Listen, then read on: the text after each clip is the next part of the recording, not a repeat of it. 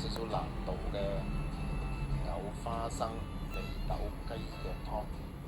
我哋睇啲湯結塔塔軟綿綿咁樣，飲落個口度呢，嗰啲骨膠原都黐住個口嘅，仲有火腿味嘅牛，咪睇到都想即刻煲嚟飲嘅。呢個湯我中意食咧，咁所以就用多咗少少。呢個厲害啊！咁開咗呢嗰個火腿心嗰一嚿嘅啫，咁其實又唔係好貴啊。呢一嚿咁樣係擺出嚟，我就買咗2嚿，跟住叫佢切開2半，就每一半呢都用個真空袋幫我入住嘅。於是乎我買一嚿都可以用到1-2年嘅啦，因為佢係火腿心，所以就係最有火腿味嗰嚿嚟嘅啦。亦都嘅時候小心啦，就唔好就咁樣一劈落去。一來我哋唔係做開廚房嘢唔準咁，所以就切多咗都唔出奇嘅。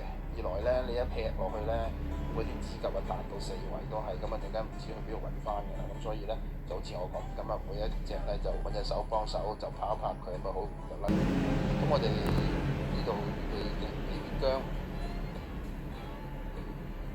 我哋飛水啦，落咗頭先嗰片薑，啲紹酒，加啲鹽。凍水落啦，記住大概10分鐘到啦。咁有啲除啲污糟嘢走出嚟之外，你都會見到佢入面好多油嘅。咁呢個亦都係個飛水嘅目的，希望佢將油整得走少少啦。咁當我哋飛緊水嘅時候呢，就走去搞個牛啦。牛呢，喺街市呢就有2大類嘅，有一類就有泥嘅，另外一類就冇。我就唔係好中意買有泥嘅，其實有泥嗰啲就先好味啲。不過你喺屋企整呢，整到周圍污糟邋遢咁咧，所以我就唔中意就買啲佢洗乾淨㗎啦。有樣嘢要留意呢，就係洗乾淨嗰啲牛呢，就冇擺得咁耐嘅，所以呢，你今日買最遲聽日就要搞㗎啦，唔可以擺好耐。咁而另外呢，就仲要留意，即係唔好買啲太淺色、太白色嗰啲，因為呢，有一啲不良商人呢，就會將嗰啲牛呢，用啲方法走去漂白佢，等佢好睇啲。咁蓮藕呢，仲有啲所謂咩7個窿啊、9個窿啊，咁我哋一般唔係成日買啊，就算數啦。總之就買到翻嚟煲到湯就得㗎啦。好啦，説時遲那時快，呢個雞腳飛水飛咗10分鐘啦，咁啊撈起佢就拎落個凍水度沖乾淨佢。如果仲有啲黃色唔乾淨嘅，就將佢捽埋出嚟啦。好，咁跟住頭先浸過水嗰啲味豆啊、花生啊、蜜棗啊嘛，倒翻啲水佢。攞翻出嚟，咁然後就逐樣擺翻落個煲嗰度啦。仲有個果味添啦，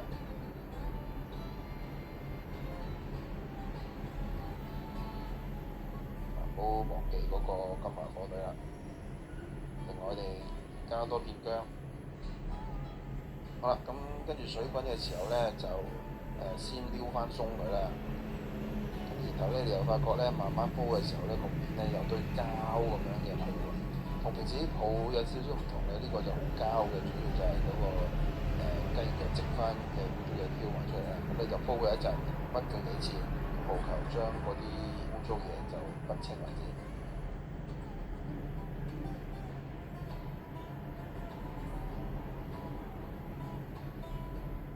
咁你見到我呢度呢，都應該隔咗4-5次嘅啦，係嘛？好啦，差唔多啦，清㗎啦。再攪鬆佢1次添，咁睇下仲有冇啲污糟嘢飄出嚟。又隔多1次呢，就冚蓋，擺落個真空煲嗰度。咁第2朝臨翻工之前，如常啦，又係攞個真空煲出嚟，又滾多佢1次。咁如果發覺啲水唔係好夠，好似我咁樣加翻啲落去啦。煲滾咗佢之後呢，又放翻個真空煲嗰度。好啦，夜晚翻到屋企，拎出嚟再煲翻滾佢。